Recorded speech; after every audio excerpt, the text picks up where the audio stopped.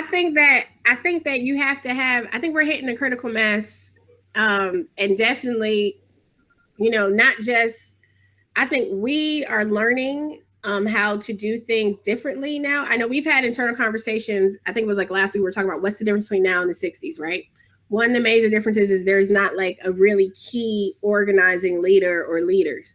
There are people who are national faces that we recognize who are national spokespeople. I mean, they're more self-appointed though, right? Like they didn't actually rise up through the ranks of any particular movement or whatever. Like, but you do have so many different organizations. It's so diverse what's happening right now. But people are also working together in a way that didn't necessarily happen. It makes that super easy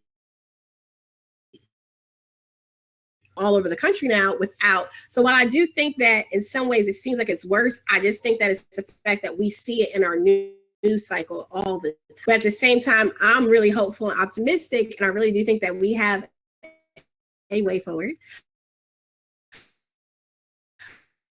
Because there's so many of us using our voices and come together, using our tool sets, to come together. Ben, myself, our senior producer, David Grossman, so many other people come together to do this. Like we all go to our daily jobs and we work. If you're retired, you know what I'm saying? You've retired and already did your service. There's so many of us that do and wear multiple hats, and then we still come and do this work as well. Right? There are those people who are able to do this work full time. I just saw something recently about raising funds because there are many folks, particularly a lot of sisters who have been involved with different organizations across the country who've been doing this work, but they have small children.